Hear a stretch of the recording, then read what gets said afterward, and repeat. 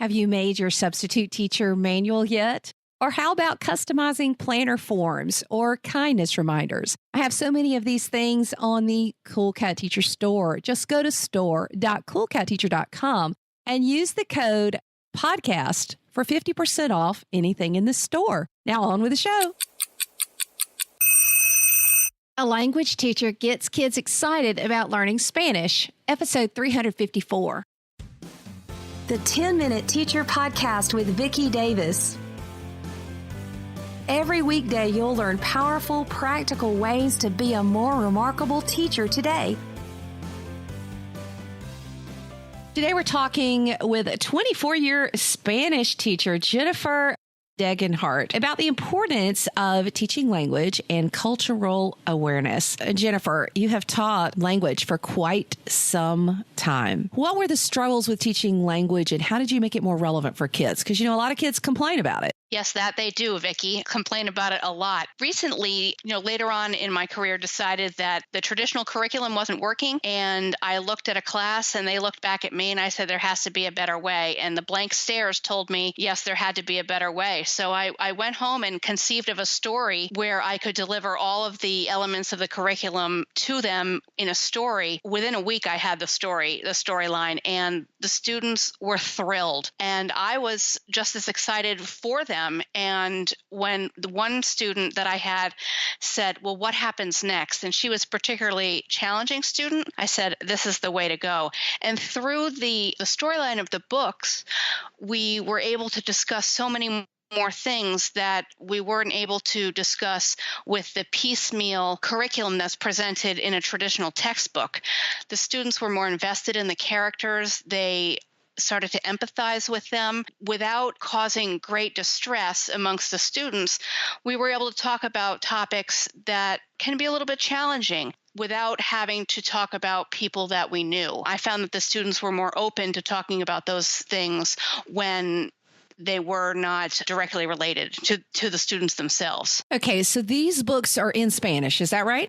Yes, they are. Okay, so when y'all converse about these topics, are you conversing in Spanish or how does that work?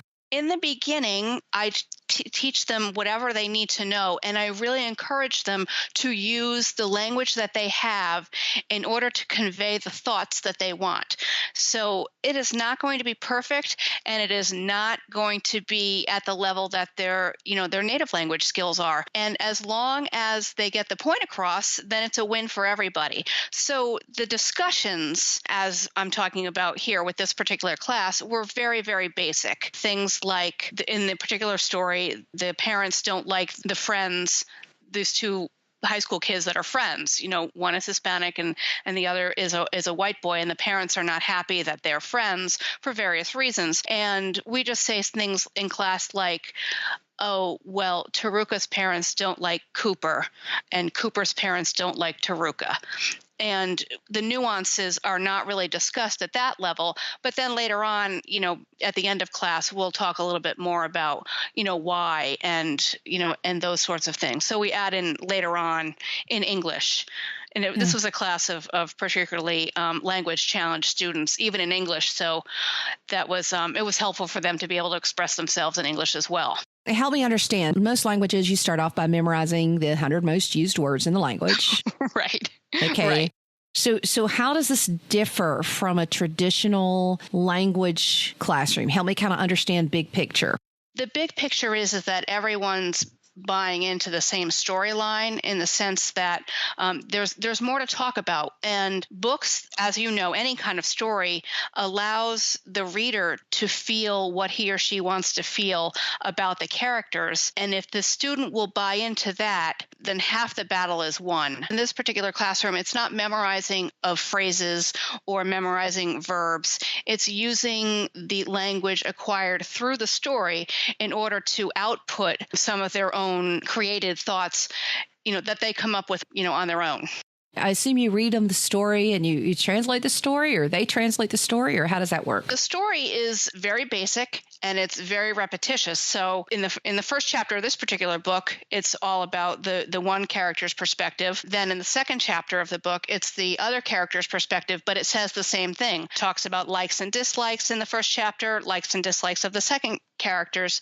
So the students are getting, in the first two chapters of the story, getting the exact same information, but just a little bit varied depending on the likes and dislikes or where they live and things like that. And by telling the story in the first person, the student is reading as if he or she, the student him or herself, would be talking. So that way, where you suggested that the phrases are memorized, that's how they input that language. Oh, so when the teacher asks me, where do you live? They can just repeat what they have read and absorbed from the text of the story. From there, I will take them to different questions in a third person about, oh, well, what does this particular character like to do after school? Or where does this particular character study? And things like they don't have to memorize everything that's going on. I'm not looking for a canned response. And if what they come out with for a response answers the question, then it's a win.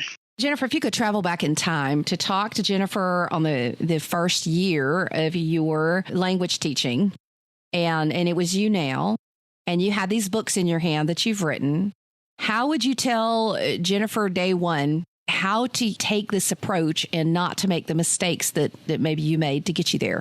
I would, and what I tell my students, all of my students, even my adult students, I tell them, don't panic about anything that you're going to say. You're going to make mistakes. And whatever comes out of your mouth is better than nothing. I think that's the first thing I would do is tell myself just to relax and take it all in, and then give myself a chance to synthesize the information in order to output something. Because when I was first learning language, and admittedly, I had the experience of living in Bolivia for a year, so I was forced into a situation where I had to learn the language. But, back when I was learning in middle school, I would get panicked not understanding what's going on. But the teacher then, too, would repeat, the same canned phrases. And I happen to like languages. I'm at a little bit of an advantage there. But the students that don't get so hung up on what you think you should be saying. Instead, rather, think about what you want to convey, the thought you want to convey in a conceptual form rather than the actual words. So what would you tell language teachers about their textbooks? I would say that the textbooks that they're using now can be used as a supplement. I think that we learn a lot through story. People will remember, students especially will remember stories that you've told them long after anything you've told them in math class or in history to memorize a date. And students, too, don't like to be left out of important conversations. By giving them the opportunity to partake in these conversations in another language will just enhances the viewpoint. And I think especially, too, that when they're talking in another language, they become someone different in the sense that the ownership is just a little bit different. I know that I speak differently in Spanish than I do in English, and my personality is slightly different. So I'm willing to take more risks in Spanish than I would maybe in English. So I'm hoping that that's true for my students as well.